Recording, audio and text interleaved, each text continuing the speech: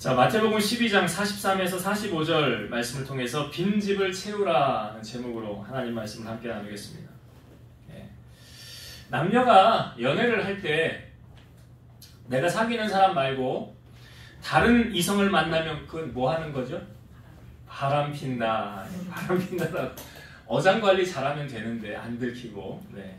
그런데 결혼한 남녀가 결혼 서약을 할 때 그 신랑에게 이제 여자는 이 사람뿐이고 아내뿐이고 그 신부에게 남자는 이제 남편뿐인 것을 인정하고 받아들이면서 서약하는 걸 뭐라 그래요? 결혼서약이라고 그러죠?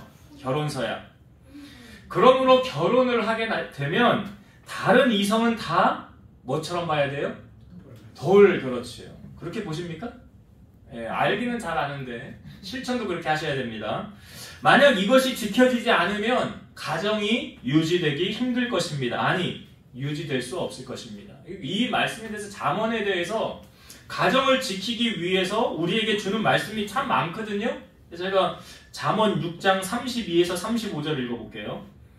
여인과 간음하는 자는 무지한 자라. 이것을 행하는 자는 자기의 영혼을 망하게 하며 상함과 능력을 받고 부끄러움을 씻을 수 없게 되나니 남편이 투기로 분노하여 원수 갚는 날에 용서하지 아니하고 어떤 보상도 받지 아니하며 많은 선물을 줄지라도 듣지 아니하리라. 어떤 의미인지 아시겠죠? 용서가 안 된다는 거예요. 용서가. 그러니까 가정이 유지되기가 힘들다는 거죠.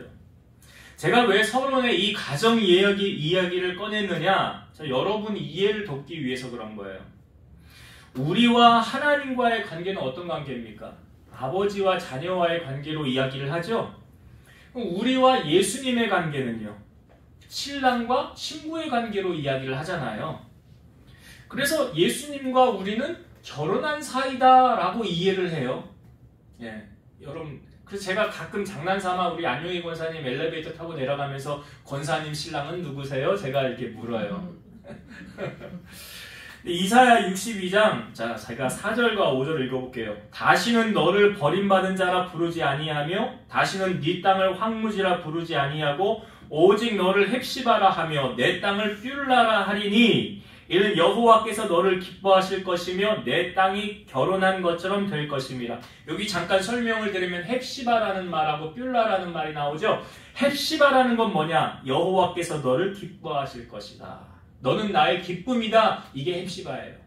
너는 나의 기쁨이다. 그리고 뷸라는 뭐냐? 나는 너와 결혼한 사람이다. 결혼한 여자라는 뜻이에요. 자, 이 말을 왜 지금 하고 있는 것입니까? 자, 62장 5절. 마치 청년이 처녀와 결혼함 같이 네 아들들이 너를 취하겠고 신랑이 신부를 기뻐함 같이 네 하나님이 너를 기뻐하시리라. 이 말씀을 하신 이유는 뭐냐면 너와 나 사이는 결혼한 사이다 라고 말씀하시는 거예요. 왜 하나님은 우리와 결혼했다라는 비유적 표현을 하실까요?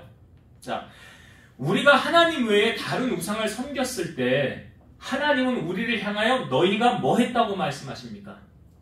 그렇죠. 간음했다라고 말씀하세요. 간음했다라고 말씀하신다고요. 이거는 부부지간에나 통하는 말 아닙니까? 근데 하나님과 우리 사이에 우리가 다른 우상을 섬겼다, 하나님보다 다른 것을 더 사랑했다, 그러면 이게 성립이 되는 거예요. 우리가 하나님 아닌 다른 우상에게 마음 뺏기면 하나님은 간음했다고 하시는데 왜 하나님은 이런 표현을 하시느냐? 하나님이 분노하시는 거예요. 여러분, 분노는 어디에서 비롯되는 줄 아십니까? 질투에서 비롯되는 거예요. 그럼 왜 질투합니까? 라고 물으면 사랑하니까. 사랑하니까 질투하죠. 사랑하지 않는 대상을 향하여 질투합니까? 안 합니다. 다른 사람이 어찌 됐건 뭐건 그건 나하고 상관이 없는 일이에요. 근데 내 아내가 내 남편이 그러면 그거는 나하고 관계가 있는 일이잖아요. 그러면 안 되는 거잖아요. 그러니까 이 질투심은 어디서 비롯된 거냐면 사랑에서 비롯되는 거예요. 그러니까 하나님이 우리를 사랑하시니까 우리에게 계명이라는 걸 주시는 거예요. 하나님과 우리의 언약의 관계잖아요. 그러니까 하나님께서 너희들 나한테 이렇게 해 라고 주신 계명이 10계명 가운데 1계명부터 4계명까지는 인간하고 하나님 사이에 지켜야 될 계명이에요. 5계명부터 10계명까지는 인간과 인간 사이에 지켜야 될 계명이에요. 그래서 제가 10계명, 1계명부터 4계명을 다시 한번 좀 간단하게 설명을 드릴게요. 첫 번째 계명이 무엇입니까? 나 외에 다른 신을 너에게 두지 말라. 왜 그런지 아시죠? 하나님과 우리가 뭐한 사이라고요? 결혼한 사이라고요. 하나님과 우리가 결혼한 사이라고요. 그러니까 나 외에 다른 신을 두지 말라. 너 나보다 더 사랑하는 거 있으면 안 돼. 그 두 번째고 바로 나오죠. 우상을 만들지 말고 절하지 말며 섬기지 말라. 근데 하나님이 우상을 향하여 어떤 마음을 가지고 계시느냐 설명하시죠. 나 내 하나님 여호와는 질투하는 하나님인즉 나를 미워하는 자의 죄를 갚되 아버지로부터 아들에게로 3, 4대까지 이르게 하거니와 나를 사랑하고 내 계명을 지키는 자에게는 1000대까지 은혜를 베푸느니라. 왜 우상 만들지 말래요? 하나님이 질투하신다는 거예요. 나보다 더 하나님의 입장에서 너 나보다 더 사랑하는 거 그거 있으면 내 입장에서 그걸 뭘로 본다고요? 간음했다. 부부 사이의 관계를 어겼다라고 보신다고요. 하나님은. 그러니까 하나님보다 더 사랑하는 것이 있으면 돼요, 안 돼요? 안 돼요. 신앙인의 이건 기본이에요. 하나님보다 더 사랑하는 거 있으면 그거는 다 내가 지금 하나님께 간음하고 있구나, 범죄하고 있구나, 이런 마음으로 하나님이 보신다고요. 세 번째가 뭡니까? 10계명 세 번째. 여호와의 이름을 망령되이 일컫지 말라. 이게 무슨 말이냐면 함부로 쓰지 말라요. 함부로 쓰면 여호와께서 그에게 벌을 내리실 것이다. 이런 의미가 담고 있는 거예요. 그러니까 하나님의 이름을 뭐 함부로 도용해서 막 갖다 붙이고 막 그런 거 아니에요. 그러는 거 아니라고요. 네 번째가 뭐냐면 안식일을 기억하여 거룩하게 지키라. 부연 설명이 있어요. 엿새 동안은 힘써 내 모든 일을 행할 것이나 일곱째 날은 내 하나님 여호와의 안식일인즉 내 하나님 여호와가 너에게 명령하여 안식일을 지키라 하셨느니라.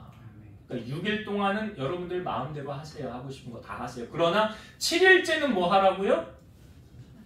안식일을 지키라. 7일째는 그러니까 7일째는 누구의 날이냐? 여호와의 날이래잖아요. 성경에. 이 날은 여호와의 날이니라. 하나님의 날이니라. 그러면 하나님을 위해서 뭘 예배를 드리고 헌신을 하고 하나님 기뻐하시는 일을 행하는 날이 주일이에요. 주일이라는 개념이. 하나님이 지키라고 명령하신 날이에요. 그러니까 결혼할 때 여러분 남녀가 서약을 하듯이 하나님도 우리와 말씀의 언약으로 이루어진 관계지요. 부부지간에도 지켜야 할 도리가 있듯이 하나님과 우리 사이에도 지켜야 할 도리가 있는 거예요. 그래서 하나님은 우리에게 너는 나만 사랑해라, 나만 섬겨라. 그래서 10계명에 1계명부터 4계명을 우리에게 주셨는데 이것은 우리로 하여금 두 주인 섬기지 말라는 의미하고 똑같은 거예요. 한 주인만 섬기라 이 말이에요. 한 사람이 두 주인을 섬기지 못할 것이니 혹 이를 미워하고 저를 사랑하거나 혹 이를 중히 여기고 저를 경히 여김이라. 너희가 하나님과 재물을 겸하여 섬기지 못하느니라. 마태복음 6장 24절. 하나님과 재물을 두었죠. 여기 동격으로 둔 거예요. 왜 그런지 아세요, 여러분? 왜 그런지 아시냐고요? 하나님하고 가장 많이 비교되는 우상이 뭘까요? 물질이에요. 돈이라고요. 그거 아시고 그러시는 거예요. 이거 가장 경계해야 될 거예요.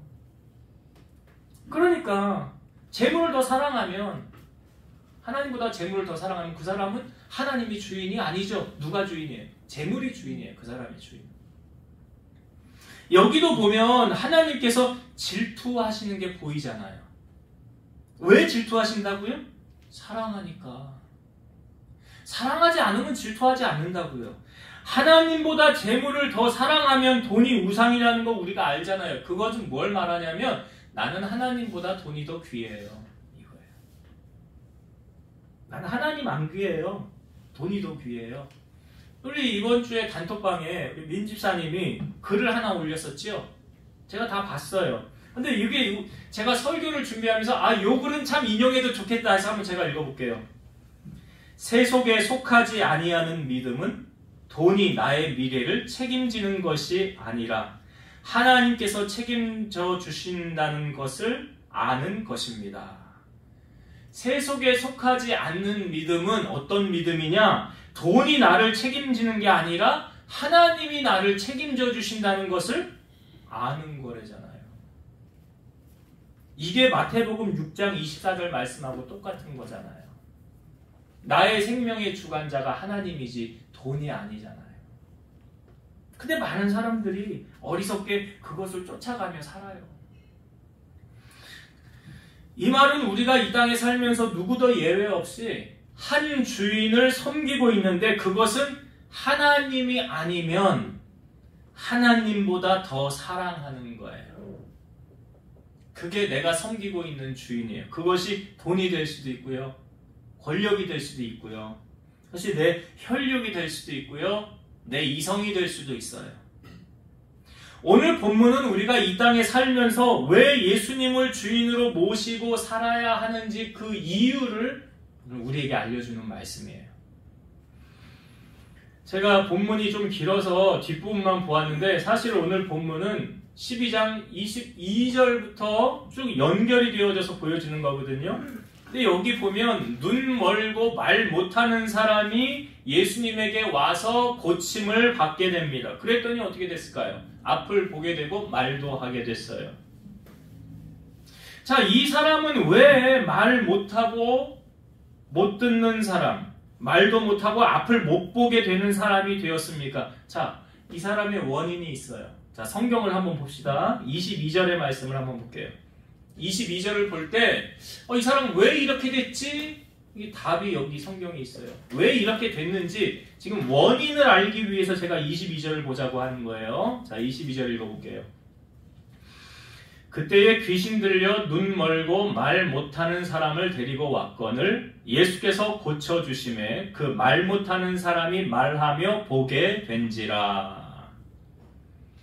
여기 분명히 눈 멀고 말 못하는 사람이었는데 예수님이 이 사람을 고쳐주고 났더니 말도 하고 앞도 보게 되었더라. 근데 이 사람이 왜 눈이 멀고요? 말을 못하게 됐대요? 원인은 뭐래요? 귀신 들려서. 귀신 들려서. 그러니까 원인이 없는 결과는 없어요. 뭔가 분명히 원인이 있다는 거죠. 여러분, 예수님이 이 땅에 오신 목적은 우리의 죄를 사해주기 위해 이 땅에 오신 것도 있죠. 속량하기 위해 이 땅에 오신 것도 있지만 마귀의 일을 멸하기 위해서 이 땅에 오셨다고 그랬죠. 요한일서 3장 8절. 죄를 짓는 자는 마귀에게 속하나니 마귀는 처음부터 범죄함이라 하나님의 아들이 나타나신 것은 마귀의 일을 멸하려 하심이라. 예수님이 왜 나타나셨다고요? 마귀를 멸하시려고. 그래서 우리가 기도할 때 예수의 이름으로 명하노니 마귀야 떠나가라는 되는 거예요. 왜? 예수님이 마귀를 멸하기 위해 이 땅에 오셨대잖아요. 그러니까 예수님의 이름이 능력이 있다는 거예요. 예수님은 마귀를 다 쫓아낼 수 있는 그런 능력이 있다는 거죠. 근데 우리가 성경을 보면서 모든 질병이 다 귀신 들려서 그런 것은 아니라는 것을 아셔야 돼요. 그렇죠? 그럼 여러분, 고난당한 자의 대명사 하면 우리가 욥 말하잖아요. 욥은 왜 고난당했습니까? 욥은 왜 고난당했죠? 하나님 자랑 때문에 고난당한 사람이에요. 그 사람은. 사탄이 이 땅을 두루 다니면서 하나님이 질문하여 너 욥 봤냐? 봤습니다. 야, 욥처럼 나를 경외하는 자가 세상에 없더라. 그랬더니 사탄이 뭐라 그래요? 그러니까 하나님이 복 많이 줘가지고 욥이 섬기는 거 아닙니까? 걔가 뭐 무슨 그런 까닭 없으면 하나님 섬기겠어요? 하나님 복 많이 주니까 걔가 섬기는 거 아니에요. 하나님이 이렇게 말씀하시죠. 네가 욥의 몸은 건드리지 말고 네 마음대로 내려가서 하고 싶은 대로 다 해봐라. 그랬더니 사단이 내려가서 욥에게 있는 자녀 10명 그 큰아들 집에서 잔치할 때 기둥이 무너져서 지붕이 무너지는 바람에 자녀 10명이 다 죽었어요. 그리고 자기 있는 재산은 여기서 강도 맞고 저기서 강도 맞고 불타고 해가지고 하루아침에 욥의 재산이 다 빈털터리가 됐어요. 그런데 욥이 어떻게 했습니까? 어리석게 입술로 범죄하지 아니하고 뭐라고 하면 그때 욥이 한 말이 이거죠.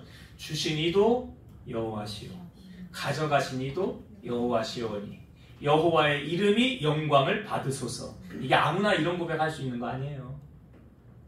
그러니까 하나님이 정확하게 보셨죠. 욥의 그 믿음이 욥같이 순전하고 정직하여 나를 그렇게 경외하는 자가 없느니라. 이런 상황 당하고 나보니까, 고난 당하고 나보니까 진짜인지 가짜인지 보여지잖아요. 믿음은 고난 당할 때 진짜 보여지는 거예요. 그러니까 욥은 이렇게 해서 고난을 당한 거잖아요. 또 예수님 가실 때 제자들이 한 맹인을 보면서 예수님에게 질문을 합니다. 예수님, 저 사람이 맹인된 것은 저 사람의 죄 때문에 맹인된 것입니까? 아니면 그 부모가 잘못을 해서 자식이 벌을 받아서 맹인이 된 것입니까? 그러니까 어떤 인식을 가지고 물어보는 거예요? 저 사람은 죄 졌으니까 하나님께 벌 받으니까 맹인된 거지 라는 관점으로 예수님에게 질문을 한 거죠. 자, 예수님 뭐라고 말씀하셨어요? 그 사람이나 그 부모가 죄를 지어서 맹인된 것이 아니라 하나님께서 그를 통하여 하시는 일을 나타내고자 하심이라. 그러니까 보세요, 여러분. 모든 사건을 해석할 때 내 주관을 가지고 해석하면 잘못 해석할 수 있다고요. 그래서 우리가 하나님의 시각을 가지고 바라봐야 된다는 거죠. 그러니까 이 오늘 본문의 이 말씀은 우리가 정확하게 주님이 알려주고 있는 거예요. 이 사람이 앞을 못 보고 눈 멀고 말 못하게 된 것은 분명히 귀신 들려서 그렇게 되었다는 거죠. 여러분, 귀신 들렸다는 말의 의미가 무엇입니까? 이 사람이 귀신 들렸다라는 말의 의미. 그 사람 안에 귀신이 자리 잡고 있다는 거예요. 즉, 그 사람은 이 말 못하고 눈 멀고 있는 이 사람은 귀신의 조종을 받고 있다는 거예요. 이걸 좀 더 넓은 의미로 바라보면 이 사람의 주인은 누구다? 귀신이에요. 이 사람의 주인은 귀신이에요. 자, 우리가 내 삶의 주인이 누구인지 알아야 되잖아요. 그렇죠? 그거 알 수 있는 방법이 있어요. 나의 삶의 주인은 누구인가를 알 수 있는 방법이 있어요. 자, 오늘 성경의 말씀을 한번 볼게요. 12장 34절 35절. 자, 마태복음 12장 34절 35절. 찾으셨죠? 제가 읽어볼게요. 독사의 자식들아, 너희는 악하니 어떻게 선한 말을 할 수 있느냐? 이는 마음에 가득한 것을 입으로 말함이라. 선한 사람은 그 쌓은 선에서 선한 것을 내고 악한 사람은 그 쌓은 악에서 악한 것을 내느니라. 자, 어떻게 그 사람의 주인을 알 수 있다고 말합니까? 여기 예수님이 지금 독사의 자식들아라고 말하는 것은 예수님의 반대편에 서서 지금 이 귀신 쫓아내준 이 사건을 가지고도 예수님을 트집 잡으려고 하던 그 바리새인들, 예수님 반대편에 선 사람들, 그 사람들을 향하여 독사의 자식들아라고 말하는 거예요. 자, 근데 그 사람들의 마음을 주님이 아셨죠? 그들의 마음은 어떻대요? 악하다. 그들의 마음이 악하다. 왜 악합니까? 이들은 예수님을 주인으로 모시지 않은 사람들이잖아요. 예수님이 그 안에 없잖아요. 그러니까 악한 거예요. 그러니까 내가 지금 내 안의 주인이 누구냐라고 알 수 있는 근거를 예수님이 말씀해 주시는 거예요. 선을 쌓는 사람이냐, 악을 쌓는 사람이냐, 선을 말하는 사람이냐, 악을 말하는 사람이냐, 그것이 그 사람의 주인을 나타내고 있는 거예요. 내 안에 계신 그 누군가의 조종을 받을 거 아니에요. 예수님이 내 안에 계시면 성경은 이렇게 말하죠. 너희가 말할 때 하나님이 말씀하시는 것처럼 말하고 그랬어요. 예수님이 내 안에 계시면 예수님의 말을 내가 대언하는 것처럼 하고, 내 안에 악한 영이 가득하면 그 악한 영이 말하는 것처럼 말하겠죠. 그러니까 말로 알 수 있고요. 행실로 알 수 있어요. 마태복음 7장 16절에서 20절 말씀도 보면 비슷한 말씀이에요. 산성수훈에. 그들의 열매로 그들을 알지니 가시나무에서 포도를 또는 엉겅퀴에서 무화과를 따겠느냐? 이와 같이 좋은 나무마다 아름다운 열매를 맺고 못된 나무가 나쁜 열매를 맺나니 좋은 나무가 나쁜 열매를 맺을 수 없고 못된 나무가 아름다운 열매를 맺을 수 없느니라. 아름다운 열매를 맺지 아니하는 나무마다 찍혀 불에 던져지느니라. 이러므로 그들의 열매로 그들을 알리라. 무엇으로 그 사람을 안대요? 예수님이 말씀하신 거 열매로 하는 거. 열매. 저 사람 통해서 어떤 열매가 맺혀지나 잘 보세요. 이걸 예수님이 그 사람을 알 수 있는 근거라고. 자, 그래서 말씀해요. 포도나무에서는 무슨 열매가 맺혀요? 포도 열매. 무화과의 나무에서는 무화과 열매. 자, 그럼 악한 나무는 무슨 열매? 선한 나무는 무슨 열매? 그렇죠. 그 열매로 그 사람 아닌 거예요. 우리가 우리 안에 성령이 임재하시면 성령을 따라 행하고 악한 영이 임하면 악한 영을 따라 행하는 거예요. 그러니까 악한 영을 성경은 육체의 소욕이라고 말하거든요. 자, 육체의 소욕, 악한 영이 행하는 일들은 어떤 일들이 있느냐? 갈라디아서 5장 17절 육체의 소욕은 성령을 거스리고 성령은 육체를 거스리나니 이 둘이 서로 대적함으로 너희가 원하는 것을 하지 못하게 하려 함이라. 둘이 어떻게 된대? 대적하네. 빛과 어두움이 같이 공존해요? 못해요? 못하잖아요. 못하잖아요. 그게 이거예요. 내가 성령 충만하면 하나님의 영이 충만하면 악령이 침범하지 못해. 근데 내가 성령 충만하지 못해. 쉽게 말해 은혜 떨어져요. 그럼 악령이 역사하는 거예요.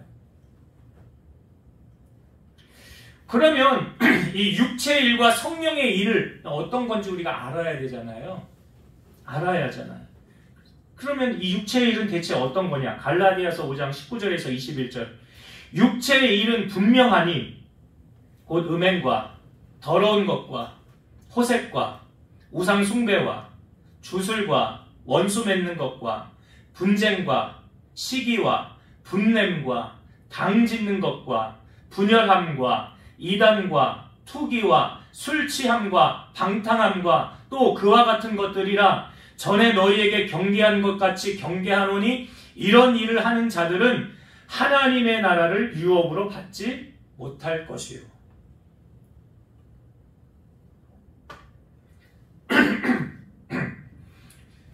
육체의 일 아시겠어요? 갈라디아서 5장에서 말씀하고 있는 육체의 일. 이런 일을 하는 자들은 하나님의 나라 뭘 말하고 있어요? 천국에 간다 못 간다? 못 간다잖아요. 육체의 일을 하는 자들은 천국 못 간다잖아요. 그러면 성령이 하시는 일은 뭐냐? 여기서 성령의 9가지 열매가 소개되죠. 갈라디아서 5장 22절 23절 오직 성령의 열매는 사랑과 희락과 화평과 오래 참음과 자비와 양선과 충성과 온유와 절제니 이 같은 것을 금지할 법이 없느니라. 여러분 성령의 열매, 성령이 하시는 일과 보세요. 육체의 일, 악한 영이 하는 일이 너무나 상반되죠. 같이 갈 수 없어요. 이게 뭐야? 대적한다라고 말하잖아요. 여러분 악한 자에게 속한 사람은 그 하나님이 있는 것을 알까요? 모를까요? 모를 것 같지요. 성경은 어떻게 말하냐면 안다라고 말해요. 알아요. 하나님이 있는 걸 알아요. 자, 로마서 1장 21절 하나님을 알되 하나님을 영화롭게도 아니하며 감사하지도 아니하고 오히려 그 생각이 허망하여지며 미련한 마음이 어두워졌나니. 하나님을 모르고 행했다고 하면은 정상 참작이라고 될 수 있겠죠. 근데 알아요. 하나님 있는 거. 아는데도 자기 마음대로 하고 싶은 대로 악한 일 다 저지르는 거예요. 자, 그러면서 뭐라고 말하느냐. 자, 로마서 1장 28에서 32절 또한 그들이 마음에 하나님 두기를 싫어하매 하나님께서 그들을 그 상실한 마음대로 내버려 두사 합당하지 못한 일을 하게 하셨으니 곧 모든 불의, 추악, 탐욕, 악의가 가득한 자요 시기, 살인, 분쟁, 사기, 악독이 가득한 자요 수군수군하는 자요. 이 수군수군 왔다 갔다 하면서 비방하는 사람이에요. 비방하는 자요, 하나님께서 미워하시는 자요, 능욕하는 자요, 교만한 자요, 자랑하는 자요, 악을 도모하는 자요, 부모를 거역하는 자요, 우매한 자요, 배약하는 자요, 무정한 자요, 무자비한 자라. 그들이 이 같은 일을 행하는 자는 사형에 해당한다고 하나님께서 정하심을 알고도 분명히 안 되잖아요. 자기들만 행할 뿐 아니라 또한 그런 일을 행하는 자들을 옳다 하느니라. 이렇게 하면 하나님이 기뻐하지 않는데 나 알아. 근데도 해요. 그러면서 뭐라고 그러냐면 너 잘했어. 그렇게 살아. 세상 그렇게 네 맘대로 너 하고 싶은 대로 살아. 이렇게 산다는 거예요. 육에 속한 사람들은.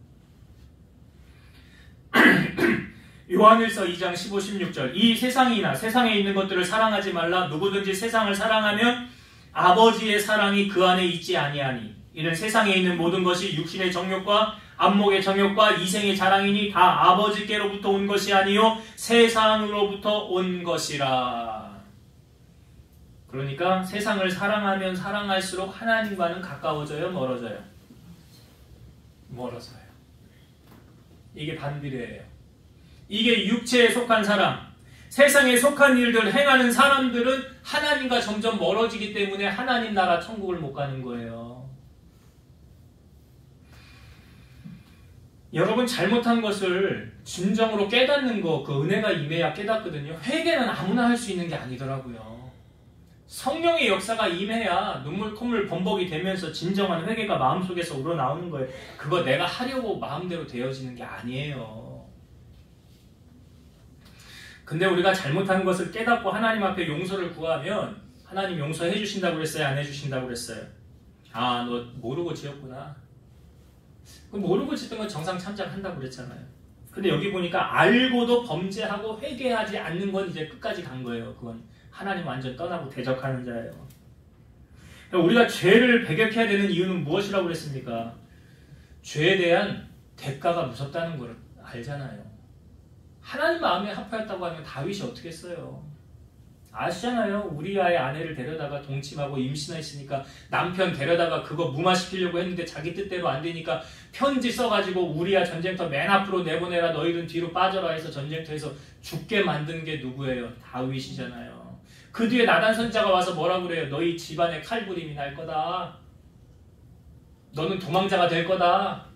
그대로 되잖아요. 자기 이복, 자기 자식들 가운데 강간사건이 일어났지요. 살인사건이 일어났지요. 반역 일으켜서 다윗이 도망자로 도망가게 되죠. 이게 다윗의 일생에 다 보여주고 있는 거예요. 뭐 때문에 그런 거예요? 그러니까 죄 무서워해야 된다고요.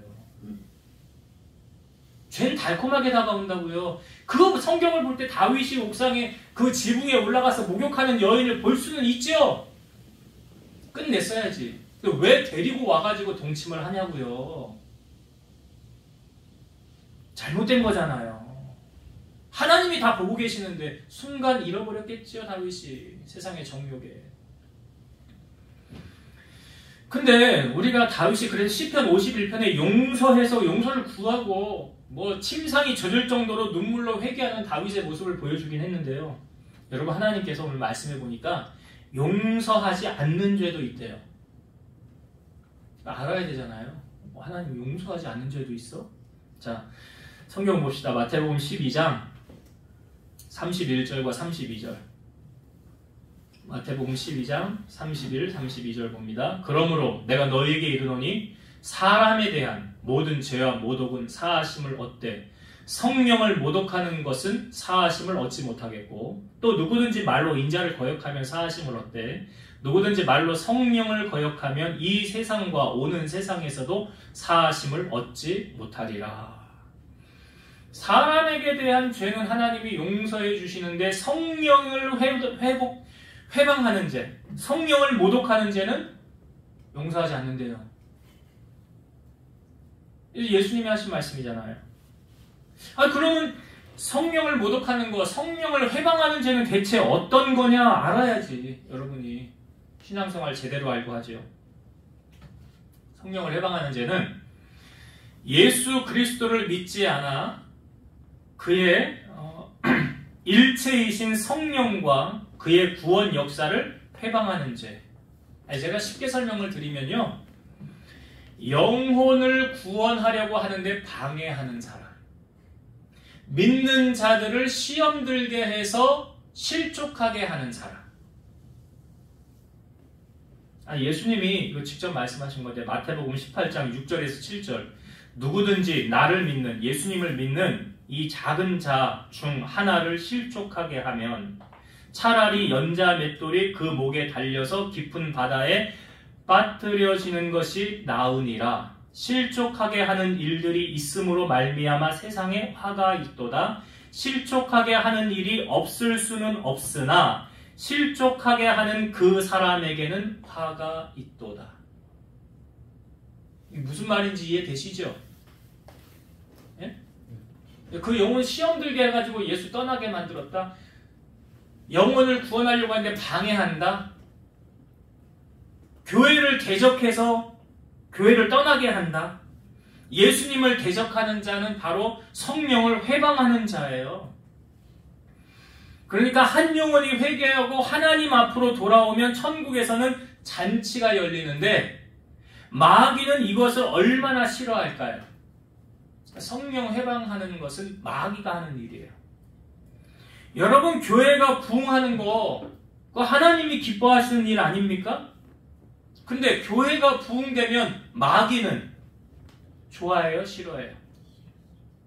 여러분은 교회가 부흥되는 것을 원하십니까?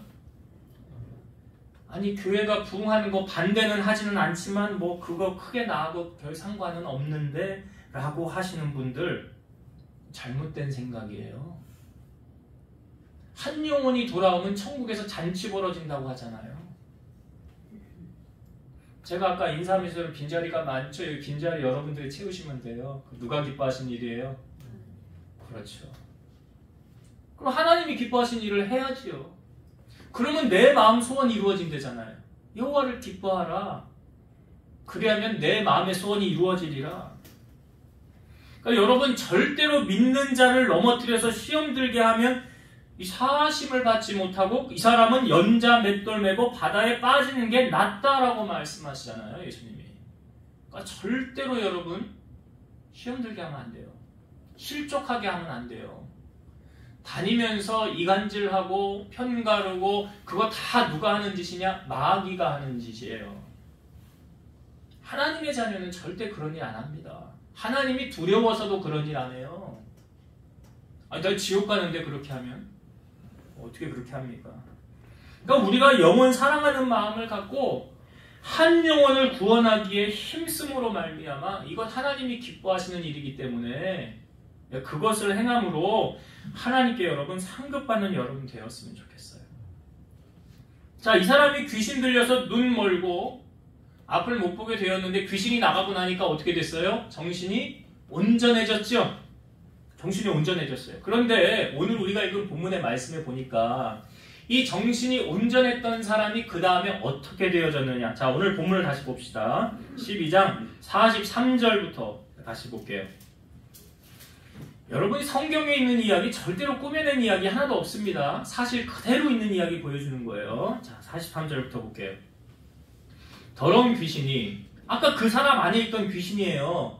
그 사람 주인 역할을 했던 그 귀신이에요. 그 더러운 귀신이 사람에게서 나갔을 때 물 없는 곳으로 다니며 쉬기를 구하되 쉴 곳을 얻지 못하고 이에 이르되 내가 나온 내 집으로 돌아가리라 하고 와 보니 그 집이 비고 청소되고 수리되었거늘 이에 가서 저보다 더 악한 귀신 7을 데리고 들어가서 거하니 그 사람의 나중 형편이 전보다 더욱 심하게 되느니라. 이 악한 세대가 또한 이렇게 되리라.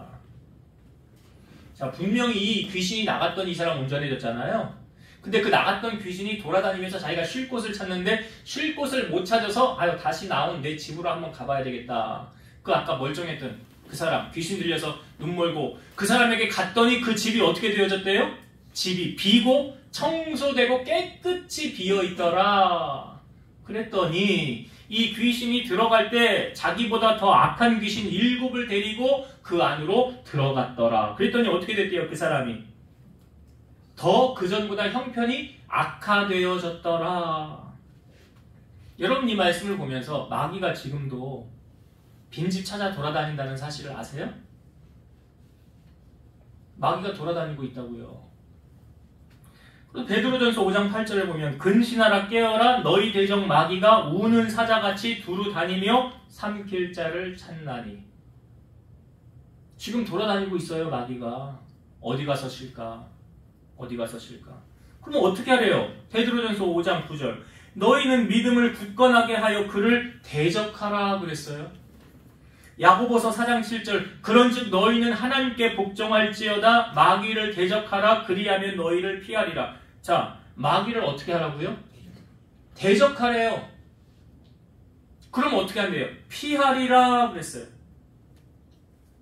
근데 보세요. 이 사람은 마귀를 대적했습니까? 못했습니까? 못했잖아요. 그러니까 다시 그 마귀가 그 안으로 들어간 거 아닙니까? 자, 마귀를 대적을 못했다는 것은 어떤 의미를 우리에게 주고 있느냐? 그 사람의 집이 지금 비어 있었다고 그러죠. 이거 보니까 집이 비고 청소되고 수리되어졌다고 했잖아요. 집이 비어 있었다고 그랬잖아요. 그 집이 비어 있었다는 게 무슨 의미냐? 그 집에 주인이 없더라라는 의미예요. 여러분 그 도둑이 언제 들어옵니까? 집에. 비어 있을 때. 왜 여름에 휴가철 갈 때 꼭 이런 안내문 하잖아요. 집 문단속 잘하고 가세요. 도둑이 들어올 수 있습니다. 왜 문단속 잘하래요? 집 비어 있으니까 도둑이 들어올 수 있다는 거예요. 자, 주인이 없을 때 도둑이 들어오는 거죠. 뭐 있을 때도 뭐 그렇기도 하지만 다 보고 아무도 없을 때 빈 집에 들어가잖아요. 자, 그러면 이 고침받은 사람이 귀신이 들어오지 못하게 하려면 어떻게 하면 됐을까요? 주인이 있으면 되잖아. 주인이. 그 집에 주인이 없으니까 지금 귀신이 들어온 거 아닙니까? 그러면 그 집에 주인이 있으면 여기 주인이 있네. 들어가면 안 되겠네. 그럴 거 아니에요. 그러면 그 집에 주인을 모시면 귀신이 못 들어왔을 텐데. 그래서 요한복음 1장 12절의 말씀에 보면 영접하는 자 곧 그 이름을 믿는 자들에게는 하나님 자녀가 되는 권세를 주셨으니. 영접한 게 무슨 의미예요? 주인으로 모시는 거예요. 예수님을 내 삶의 주인으로 모시는 거예요. 그러면 귀신이 딱 보고 아이고 저기 예수님 계시네. 난 못 들어가겠네. 할 거 아니에요. 빌립보서 2장 15절 너희 안에 이 마음을 품으라 곧 그리스도 예수의 마음이니. 우리 안에 주님이 좌정하셔서 주인으로 딱 계시면 귀신이 왔다가 아이고야 예수님 저기 계시네. 못 들어가겠네 하고 도망갈 거 아니에요. 근데 내가 예수님이 내 안에 안 계시면 귀신이 들어와서 주인 노릇하는 거예요. 요한복음 15장 5절에서 7절 나는 포도나무여 너희는 가지라. 그가 내 안에 내가 그 안에 거하면 사람이 열매를 많이 맺나니 나를 떠나서는 너희가 아무것도 할 수 없음이라. 사람이 내 안에 거하지 아니하면 가지처럼 밖에 버려져 마르나니 사람들이 그것을 모아다가 불에 던져 사르느니라. 너희가 내 안에 거하고 내 말이 너희 안에 거하면 무엇이든지 원하는 대로 구하라. 그리하면 이루리라. 이게 무슨 얘기냐면 내 안에 예수님을 모시고 예수님이 함께 거하면 이라는 의미잖아요. 포도나무 비유가. 그러니까 사람이 내 안에 거하지 아니하면이라는 게 빈집이라는 거고, 응? 예수님이 내 안에 거하면, 이게 주인으로 주님이 내 안에 모시면, 이게 오늘 본문의 말씀에 우리에게 해당하는 말씀 아닙니까? 자, 이 사람의 형편이 이전보다 더 악화됐다고 그랬잖아요. 이 말씀을 적용하는 말씀이 베드로 후서 2장 20절에서 22절 말씀에 있어요. 만일 그들이 우리 주 대신 구주 예수 그리스도를 알므로 세상의 더러움을 피한 후에 다시 그 중에 얽매이고 치면 그 나중 형편이 처음보다 더 심하리니 의의 도를 안 후에 받은 거룩한 명령을 저버리는 것보다 알지 못하는 것이 도리어 그들에게 나으리라. 참된 속담에 이르기를 개가 그 토하였던 것에 돌아가고 돼지가 씻었다가 더러운 구덩이에 도로 누웠다 하는 말이 그들에게 응하였도다. 이게 무슨 말인지 아세요? 예수님 좀 믿는 것 같았어요. 좀 아는 것 같았어요. 근데 이제 예수님 떠났어요. 그랬더니 그 사람의 형편이 어떻게 됐다고요? 전보다 더 악하게 됐다는 거예요. 돼지가 씻었다가 깨끗해졌는데 도로 구덩이에 빠졌다. 개가 그 토하였던 것에 도로 돌아갔다. 그 말을 하고 있잖아요. 그 전보다 형편이 더 나중에 악해졌다, 안 좋아졌다 라고 말하는 거잖아요, 지금. 이 사람 지금 더러운 7 귀신이 들어갔으니 그 전보다 형편이 더 악화되실 것은 당연한 거잖아요. 그러니까 여러분, 이 사람이 만약에 고침을 받은 다음에 더러운 귀신이 못 들어오게 하려면 어떻게 하면 됐다고요? 주인이신 예수님을 내 안에 모시고 그 예수님이 내 안에 충만하게. 우리가 왜 성령 충만을 구해야 됩니까? 은혜 떨어지면요 언제든지 마귀가 넘어와서 우리 넘어뜨려요. 그래서 성령 충만을 늘 구하는 거예요. 설교를 준비하다가 이 찬양이 생각이 났어요. 여러분들은 아시는 찬양이에요. 충만이라는 찬양. 가사도 참 좋은데요. 제가 1절만 불러볼게요. 무명이어도 공허하지 않은 것은 예수 안에 난 만족함이라. 가난하여도 부족하지 않은 것은 예수 안에 오직 나는 부요함이라. 고난 중에도 견뎌낼 수 있는 것은 주의 계획 믿기 때문이라. 실패하여도 일어설 수 있는 것은 예수 안에 오직 나는 승리함이라. 난 예수로 충만하네. 난 예수로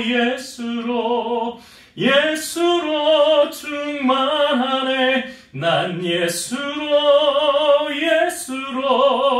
예수로 충만하네.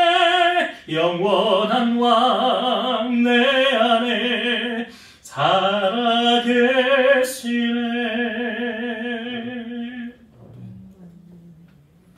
2절의 가사는 이래요. 내 몸이 약해도 낙심하지 않은 것은 예수 안에 난 완전함이라. 화려한 세상 부럽지 않은 것은 난 예수로 충만함이라. 난 예수로 충만하네. 세상 모든 것들도 부럽지 않네. 난 예수로 충만하네. 영원한 왕 내 안에 살아계시네. 난 예수로 충만하네. 세상의 모든 풍파도 두렵지 않네. 난 예수로 충만하네. 영원한 왕 내 안에 살아계시네. 여러분, 주님이 우리와 함께 하시고 주님이 주인된 인생은 행복한 인생, 승리하는 인생을 살아가게 될 줄로 믿습니다. 여러분의 인생이 이런 인생이 되시기를 주의 이름으로 축원드립니다. 말씀을 정리하고 마치겠습니다. 어떤 문제든 원인 없는 결과는 없습니다. 단지 깨닫지 못했을 뿐입니다. 그러므로 이 문제가 어디서 왔는지, 원인은 뭔지, 어떻게 해결해야 되는지를 우리는 성령의 도우심을 구하며 나아가야 된다는 거죠. 왜냐하면 성령은 하나님의 깊은 것을 통달하신다고 그랬잖아요. 그러니까 이 문제 속에서 하나님이 나에게 요구하시는 것이 뭔가, 어떻게 하면 해결함을 얻을 수 있는가를 성령의 도우심으로 깨닫게 된다는 거예요. 내 지식으로는 알 힘이 없어요. 그래서 하나님의 도우심을 우리가 구해야 된다. 첫 번째. 두 번째, 하나님은 모든 것 용서해 주시지만 성령을 회방하는 죄는 용서함 받지 못한다. 오죽하면 예수님이 이러한 사람은 연자에 똘매고 목에 빠지는 게 낫다. 바다에 떨어지는 게 낫다. 그러니까 절대로 여러분, 영혼을 실족하게 하는 일, 구원을 방해하는 일 하면 절대로 안 됩니다. 하나님 앞에 용서를 못 받는다고 그러잖아요. 그래서 다른 사람 시험 들게 하거나 실족하게 하면 안 된다. 마지막으로 세 번째, 우리가 성령 충만해야 마귀와의 싸움에서 승리할 수 있습니다. 이 사람의 형편이 이전보다 더 악화된 이유가 뭐라고요? 여러분, 은혜를 받으면, 한 번 은혜 받으면 그게 계속 유지되는 게 아니에요. 나 한 번 기도해서 끝났어. 그럼 그게 내 삶을 계속 이끌어가는 게 아니라고요. 왜 성경에 성령을 소멸치 말며라는 말씀이 있습니까? 우리가 죄 가운데 거하면 성령을 근심하게 하는 거예요. 성령이 떠나가시는 거예요. 이 대표적인 예가 있잖아요. 삼손이 들릴라한테 자기 힘의 근원을 말하고 나니까 삼손의 머리털 다 밀리고 난 다음에 내가 이전처럼 나가서 힘쓰리라 했는데 힘 썼어요? 못 썼어요? 힘 못 쓴 이유가 무엇입니까? 자기 안에 하나님의 영이 떠나간 줄을 깨닫지 못하였더라 그러잖아요. 그러니까 우리가 영적 싸움에서 승리하기를 원한다면 여러분, 예수님을 내 안의 주인으로 모시고 성령의 충만함을 항상 힘쓰셔야 돼요. 우리가 어떻게 거룩해질 수 있다고 그럽니까? 하나님의 말씀과 기도로 거룩하여진다. 그러니까 말씀을 읽고 들을 때, 설교를 들을 때 성령이 임하고요. 기도할 때 성령이 임하여 영적 무기를 갖춰야 우리가 세상에서 승리할 수 있는 거예요. 내 안에 예수님이 충만해야 마귀가 왔다가 보고 물러가는 거지. 내 안에 예수님이 충만하지 않으면 마귀가 와서 웃어요. 비웃는다고. 니까지 깨? 나 이기겠다고? 헤헤 하고 웃는다고요. 그런 조롱당하지 마시고 예수님 내 안에 충만하게 역사하셔서 나와 함께 하시는 그 주님으로 말미암아 세상을 승리하며 살아가는 우리 성도님들 다 되시기를 주의 이름으로 축원드립니다. 기도하시겠습니다. 지금도 살아서 역사하시는 아버지 하나님, 오늘 눈 멀고 말 못하는 이 귀신 들린 이 사람을 주님이 고쳐주셔서 형편이 나아졌는데 그 집이 비고 깨끗이 청소되고 난 다음에 마귀가 다시 7 귀신 데리고 들어가서 형편이 악하게 되었습니다. 이 사람을 보면서 누구도 예외가 없는데 우리도 악한 날에 마귀가 우리를 우는 사자같이 두루 다니며 삼키려고 할 때에 마귀 밥이 되는 것이 아니라 내 안에 예수님이 함께 계시고 예수님이 충만하심으로 말미암아 그 마귀를 대적하여 믿음으로 승리하며 살아가는 우리 성도를 되게 하여 주옵소서. 그리하여 악한 자의 편에 서는 것이 아니라 하나님의 편에 서서 진리를 추구하고 영혼을 구원하고 하나님의 교회 부흥에 앞장서서 하나님께 영광을 올리며 살아가는 우리 성도들 다 되게 하여 주옵소서. 예수님 이름으로 기도드리옵나이다. 아멘.